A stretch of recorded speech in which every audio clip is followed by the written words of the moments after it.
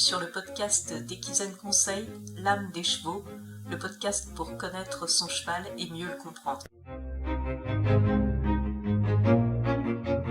Bonjour, aujourd'hui on va se pencher sur une question que se posent souvent les cavaliers. Pourquoi est-ce que j'ai l'impression que mon cheval n'aime pas travailler? Alors, en tant que comportementaliste équin, j'ai souvent rencontré cette situation. Des propriétaires qui sont perplexes face à un cheval qui montre vraiment peu d'enthousiasme ou même des résistances évidentes pendant les séances de travail. Alors, est-ce que notre cheval n'aime pas travailler réellement? Peut-être, mais la première question à se poser, c'est pourquoi? Derrière ce comportement se cachent, comme toujours, des facteurs complexes qui méritent d'être explorés pour apporter une solution. Alors pour commencer, chaque cheval, c'est un individu à part entière. Son intérêt pour les séances de travail que vous lui proposez dépend de nombreux éléments. Son tempérament, son histoire passée, sa relation avec l'humain et bien sûr sa santé physique et mentale.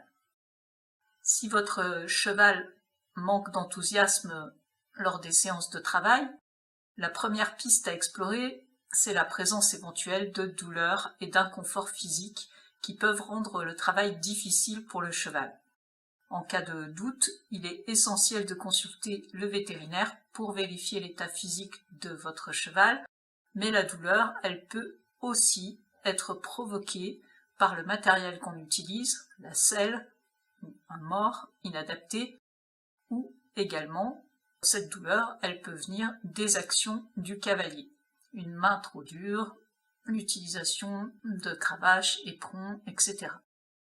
Les chevaux y sont également très sensibles à notre manière de communiquer. Une tension inconsciente, une mauvaise posture, une méconnaissance des principes d'apprentissage qui entraîne une confusion dans les demandes, tout ça, ça peut vite démotiver le cheval qui ne comprend pas ce que nous attendons de lui. Donc il cesse de répondre et nous interprétons ce comportement par un « il n'aime pas travailler ». Comme les humains, les chevaux peuvent également ressentir de l'ennui. Les exercices répétitifs ou trop simples peuvent devenir monotones pour eux. Introduire de la variété et de nouveaux apprentissages peut réveiller leur intérêt et encourager leur adhésion aux activités qu'on leur propose.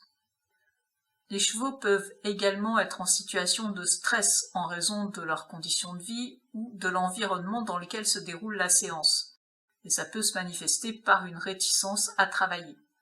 Le cheval est plus préoccupé par l'environnement que par ce que vous lui demandez. Donc créer un environnement calme et sécurisé contribue à améliorer leur connexion et leur intérêt, et d'une manière générale, assurer le bien-être de son cheval pour éviter qu'il soit en situation de stress chronique.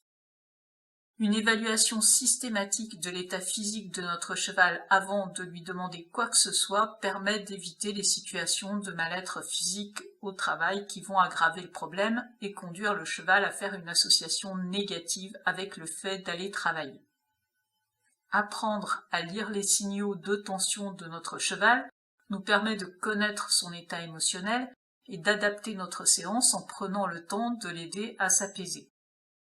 Introduire des exercices variés, des promenades en extérieur et même des jeux simples peuvent rendre les séances plus stimulantes, plus motivantes pour le cheval. Enfin, établir une relation basée sur la confiance et la compréhension mutuelle est essentiel. Ça signifie respecter les limites de notre cheval, mettre en place un langage commun, clair et compréhensible et prendre en compte les messages que le cheval nous adresse. En conclusion, mon cheval n'aime pas travailler, c'est souvent le symptôme d'un déséquilibre plus profond. En adoptant une approche empathique vis-à-vis du cheval, en considérant tous les aspects de son bien-être, on peut amener notre cheval à apprécier les activités qu'on lui propose et à retrouver sa motivation. Si vous voulez devenir l'humain dont votre cheval a besoin et en savoir plus sur les formations en ligne Equizen Conseil, vous pouvez me contacter par téléphone ou par mail. Mes coordonnées sont en description. On se retrouve dans une semaine pour un nouvel épisode. Une belle semaine à tous.